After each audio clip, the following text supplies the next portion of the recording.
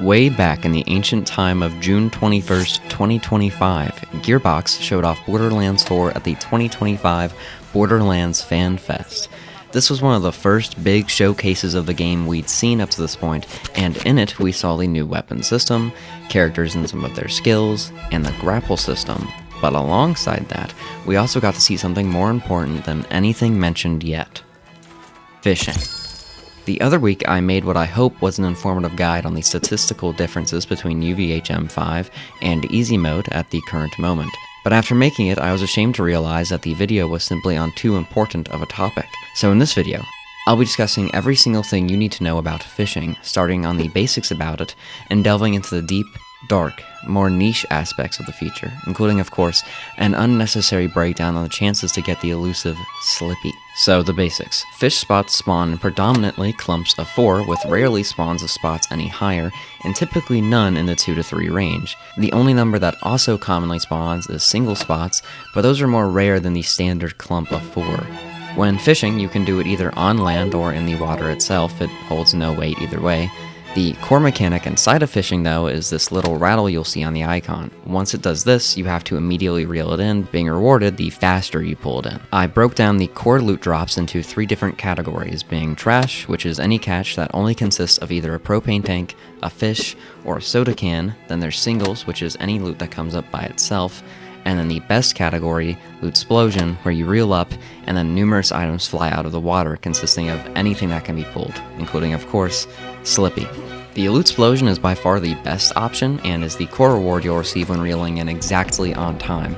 This is where you'll get the most Slippy grenades, and even a few standard legendaries as well, like this Buzz Axe I obtained, though you might notice something a bit off about it. Don't worry, I'll cover this later. Every item that flies out of the water has the chance to be Slippy. Due to this, singles can also obtain you Slippy, but given it's only one item compared to the numerous you'll receive in a Lootsplosion, it's a considerably smaller chance. Now, while you might be tempted to fish willy-nilly, with the thought that if each fishing spot spawns 4 puddles to pull from, then you can fish without having to catch the rattle, then sure, this can still pull decent loot, even a Lootsplosion once in a while, but the mechanics of how fishing spots spawn make this a generally unadvised way to do this. Fishing spots seem to be essentially markered onto the map. Take this patch in the northeastern area of Carcadia Burns, for example. The way I'd marker it is like so. Everywhere the marker is at, a fishing spot will attempt to spawn as long as A, no other fishing spot is already spawned too close by, and B, the player character or any other player character is not directly by the spot. Though sometimes this seems ignorable if the player is moving by quickly, markers also tend to avoid placing themselves where a player can't dock themselves. Take here for example, while the water is right by these 2 fishing spots, this rock bumps in a way that makes it difficult for a player to dock onto the ground without having to dive into the water. So despite me standing in this spot for over an hour straight, this spot never filled with a fishing spot despite being empty enough to do so. Pulling back to this though, you might have noticed I said I stood here for an hour waiting, but just a moment ago stated that nearby players prevent them from spawning. Well, yes, but by nearby, I don't mean you have to fully exit render distance. In fact, this might be a worse thing to do as it only gives each spot 1 attempt to spawn. As such, simply standing a mild distance away in an area that has the potential to spawn a numerous amount of spots allows you to farm for fishing spots. This is also much easier in the long run than running back and forth, because if you're farming for fish, you can simply stand still for about 15 minutes, let all or most of the fishing spots spawn in, and then fish all of them. This, for me at least, netted me more fish than what I'd been doing prior, which was the standard run back and forth, mostly due to getting multiple spots to fish up at once, rather than 1 or 2 at a time. This is also why I used this spot for fishing rather than the area in the Fade Fields titled, quite bluntly, Fishin' Spot. This area in the middle can spawn multiple fishing areas all around the island, but in the same spot, rippers tend to spawn. But more importantly, it's hard to properly distance yourself from all the areas enough at once. Being too far away can make fish not spawn, but being in the middle here can make you be too close all of a sudden. That's why, if you're going to fish, I'd go to the previously mentioned area in Carcadia Burns. More specifically, right here. Especially if you're wanting to do this passively and AFK doing it, as going to a small spot right here by these cracks allows you to sit down and continuously get spots stretching from here all the way to here to keep spawning, while you don't have to move or face any active danger as long as you've already killed all the cratch. In fact, I went to go get a fish fillet from McDonald's on stream the other day while we waited for more fish to spawn in, and when I came back, the whole area was filled with spawns, which led me to obtaining my first Slippy. A real point in having Slippy! Oh my gosh! There he is. So let's get into the chances of obtaining it in particular. I did 2 different tests, one containing 100 spots fished while never getting it on a rattle, and another 100 attempting to almost exclusively obtain it via a rattle, though of course there was some player error here and there.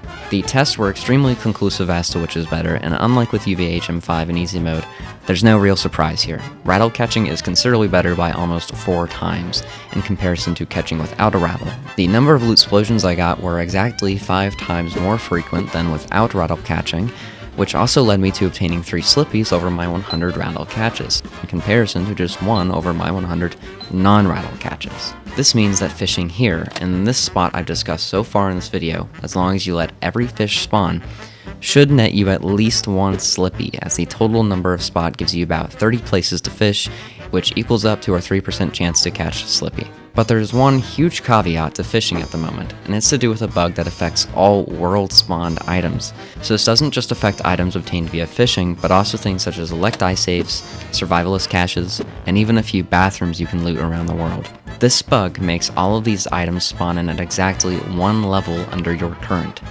I first tested this on my level 50 Rafa in UVHM5, where I obtained only level 49 gear from fishing, and then again on my level 29 Vex I've been playing through the game with, where I consistently only got level 28 items as well, via fishing.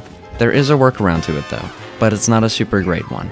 The main thing is that I have no clue what exactly causes this, but it does stop sometimes. What I found to work is simply saving and fully quitting the game, fishing again, or looting a porta potty or any other trigger for the bug, and then seeing the level of the item. If it's level 49 or 1 level under you, then the bug is active, and all items obtained via the previously mentioned methods will end up being exactly 1 level lower than you. If the item is level 50 or on level with you, then all items obtained via the previous methods should also be level 50 until you save and quit, or you close the game. The only exception to this rule is actually a fairly nice one, being Slippy, as despite having the bug active the whole time I fished on both 200 runs, every Slippy obtained ended up being level 50, while every other item, including 2 legendaries, were level 49. This also isn't excluded for UVHM5. All 200 runs were done on the highest difficulty, and yet the level 49 items persisted the whole way through. Now, with what I consider all the important facts out of the way, let's talk about some more niche facts and tips. Items will only make their respective noise once you've actually caught it and gotten it in your hand before your character drops it back to the floor. So Slippy could be obtained, and if you're not paying much attention, fall back into the water before you catch it. It's also important to note that fish spots can take up to 5 minutes to spawn in, but more often hover closer to the 1.5 minute mark, with both 100 catches taking exactly 2 hours each. Also, you can damage fishing spots. This has no effect, but you can. Hitting one with a car, shooting it, bombing it, nothing will have an effect. I did see one person saying that Harlow's cannon pulls up fish when shot, but sadly that's not true.